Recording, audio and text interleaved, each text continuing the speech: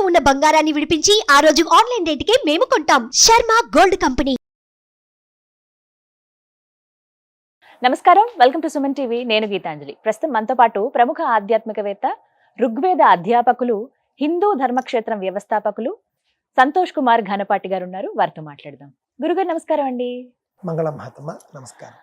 మాంసాహారులు, శాఖాహారులు ఇలా చూస్తూ ఉంటాం. ఇప్పుడు కొంత వీగన్స్ అని ఇంకొక సెక్షన్ మనం చూస్తున్నాం. ఇందులో భాగంగా మాంసాహారులు తినే వాటిలో ప్రత్యేకించి గుడ్డు విషయంలో ఒక చిన్న డిబేటబుల్ క్వశ్చన్ అండి. కొన్ని రోజుల క్రితమో కొన్ని ఏళ్ల క్రితం కొంచెం చెప్పారు, అసలు గుడ్డు అనేది మాంసాహారం కాదు, అది శాఖాహారం కిందకే వస్తుంది, తీసుకోవచ్చు అని చెప్తూ ఉంటారు.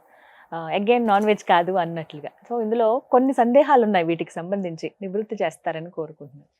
అదేనండి, మొట్టమొదట ఈ చర్చ ఎందుకు బయలుదేరిందంటేనండి, గాంధీ గారు చెప్పారట మొట్టమొదట గుడ్డు శాఖాహారమే అందరూ తినవచ్చు అని. ఆయన చెప్పిన కారణం మనం చూస్తే కనుక గుడ్డులో అనేక పోషకాలు ఉంటాయి, మన వాళ్ళు అది మాంసాహారం అని చెప్పి ముట్టుకోవటం లేదు, అందువల్ల మన వాళ్ళల్లో పోషకాల లోపం వస్తుంది, కావున అది శాఖాహారం అందరూ తినండి అని చెప్పడం ద్వారా పోషకాలు అందరికీ ఉండాలి అనే గొప్ప ఆలోచనతో ఆయన చెప్పారు. అయితే మనం ఇక్కడ విషయం ఏమిటి అని చూస్తే, ఆయన గుడ్డులో జీవం ఉండదు కదా అని చెప్పారని, అలాగే బాయిలర్ గుడ్లు ఏవైతే ఉన్నాయో మనం ఇప్పుడు ఫ్యాక్టరీల్లో కోళ్ల ఫారంలలో తయారు చేసేటటువంటి గుడ్లు, ఆ గుడ్డును తినకపోతే ఆ గుడ్డు నుండి జీవం రాదుట బయటికి. కోడి కన్న గుడ్డు అనుకోండి, కోడి పెట్టినటువంటి గుడ్డు అయితే ఆ గుడ్డు నుండి బిడ్డ బయటకు వస్తుంది, అది తినేస్తే రాబోయే బిడ్డను మనం చంపినట్టు.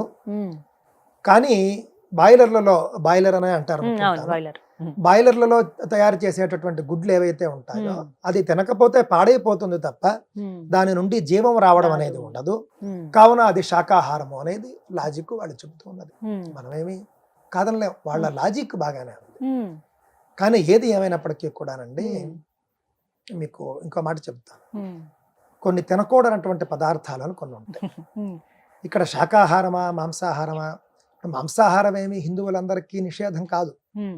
హిందువుల్లో వంశపారంపర్యంగా వర్ణాన్ని బట్టి కులాన్ని బట్టి వాళ్ళ కులంలోనో వంశంలోనో వర్ణంలోనో మాంసాహారం ఉంటే కనుక చక్కగా వాళ్ళు తీసుకోవచ్చు.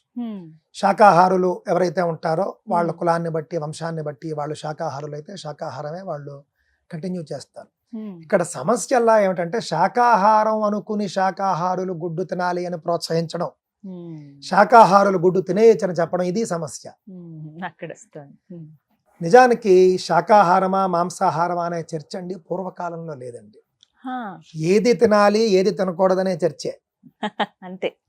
ఇప్పుడు శాకాహారం అనే పదం ఏదైతే ఉందో కొంతమంది ఒత్తు పలుకుతారు, శాకాహారం అంటారు, తప్పు. ఒత్తు లేకుండా శాకం అంటే కూర, కావున శాకాహారం అంటే చెట్ల సంబంధమైనది. ఆ విధంగా మనం చూసినప్పుడు తినవలసినవి తినకూడనివి అని చెప్పినప్పుడు కోడి సంబంధమైనవి కొన్ని వర్గాల వాళ్ళు తినకూడదని, కొన్ని వర్గాల వాళ్ళు అవి తినచ్చు అని చెప్పడం జరిగిందండి.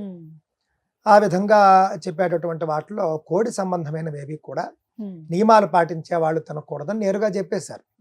ఇంకా అక్కడ గుడ్డు శాకాహారమా మాంసాహారం చర్చ ఉంది చెప్పండి. ఇంకొకటి అయితే పుట్టగొడుగుల విషయం కూడా చాలా మంది, అంటే నాన్ వెజ్ తినని వాళ్ళు ఎవరైతే ఉంటారో వాళ్ళు పుట్టగొడుగులు అంటే ఓన్లీ వెజిటేరియన్స్ అండి, పుట్టగొడుగులు కూడా తీసుకోరు, ఎందుకంటే అది నాన్ వెజ్ అని చెప్తారు. నిజమా? మీకు రహస్యం ఒకటి చెప్తాను, ఇది కొంచెం అందరికీ హాస్యాస్పదంగా కూడా ఉంటుంది. మాంసాహారం కంటే కూడా పుట్టగొడుగు ప్రమాదకరమైనది శాస్త్ర ప్రకారం. ఎందుకని? మాంసాహారం కంటే కూడా అది తక్కువ స్థాయిలో ఉంటుంది. ఇంకా మాంసాహారం ఏమి తక్కువ చేయటం లేదు నేను, కానీ మాంసాహారం తినని వాళ్ళు పుట్టగొడుగును తింటే మాంసం కంటే కూడా మీరు పైకి వెళ్ళిపోయినట్లు లెక్క. ఎందుకు ఈ మాట చెబుతున్నాను అని అంటేనండి, పుట్టగొడుగులు పెరిగేటటువంటి ప్రదేశం చూడండి. మీరు ఒక్కసారి బాగా వర్షాలు వచ్చినప్పుడు చెట్లు బాగా ఉండేటటువంటి అడవి మొదలైన చోట్లకి వెళ్ళారనుకోండి, అక్కడ పుట్టగొడుగులు వస్తాయండి. పుట్టగొడుగు యొక్క లక్షణం ఏంటంటేనండి, కుళ్ళిపోయినటువంటి పదార్థాల నుండి పుడుతుంది. కావున అమేధ్య ప్రదేశాలు అంటారు అన్నమాట. అమేధ్యము అని అంటే కనుక, మేధ్యం అంటే మంచిది, అమేధ్యం అంటే కూడా తినకూడనిది, అసహ్యమైనది అని. ఉదాహరణకి ఏదైనా ఒక జంతువు చచ్చిపోయింది, జంతువు కళేబరం ఎవడు పట్టించుకోలేదు, జంతు కళేబరాలను ఎవరు పట్టించుకుంటారు? చెట్ల కింద ఎక్కడో అది అలా ఉండిపోయి అలా కుళ్ళిపోతూ వర్షం పడ్డప్పుడు అక్కడి నుండి పుట్టగొడుగు ఉద్భవిస్తుంది. అమ్మో. అంటే కేవలం జంతువు అనే కాదు, ఏదైనా సరే ఒక ఆ పదార్థం కుళ్ళిపోతే కనుక, జీవం ఉన్నటువంటి పదార్థం ఏదైనా కనుక, అంటే ధాన్యంలో కూడా జీవం ఉంటుంది, అవును.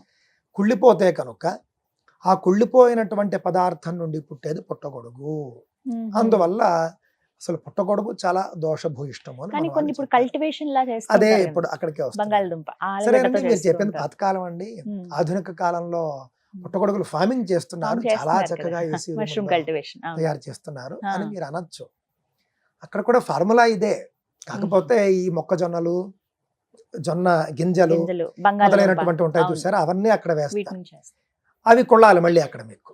అంటే అక్కడ ఒక ఫంగస్, అంటే పుట్టగొడుగు అనేది ఒక ఫంగస్ ఫామ్ కావాలి అని అంటే పదార్థం కొళ్ళాలి. కావున ఏదైనా ఒక పదార్థాన్ని కొళ్ళబెట్టి తయారు చేయడం అనేది మన యొక్క శాస్త్రం అంగీకరించదు. మాంసానికి కూడా నియమాలు చెప్పారు. ఫలానా మాంసాహారులు ఫలానా మాంసం తినవచ్చు, మాంసాహారులు ఫలానా మాంసం తినకూడదు, ఇవన్నీ చెప్పారు. అక్కడ కూడా పుట్టగొడుగులు వద్దని చెప్పారు. ఎందుకు అనంటే దాని యొక్క పుట్టుక అలాంటిది అనేటటువంటి ఉద్దేశమే తప్ప ఇంకేం కాదు. గుడ్డైనా పుట్టగొడుగు అయినా శాకాహారమా మాంసాహారమా అనే చర్చ కాకుండా ఈ విధమైనటువంటి చర్చ, ఏది తినచ్చు ఏది తినకూడదు అని చెప్పినప్పుడు పుట్టగొడుగు మరియు కోడిగుడ్డు, కోడి సంబంధమైనది ఏదైనా సరే దాంట్లోంచి జీవం వస్తుందా రాదా ఎంత కూడా అనవసరం.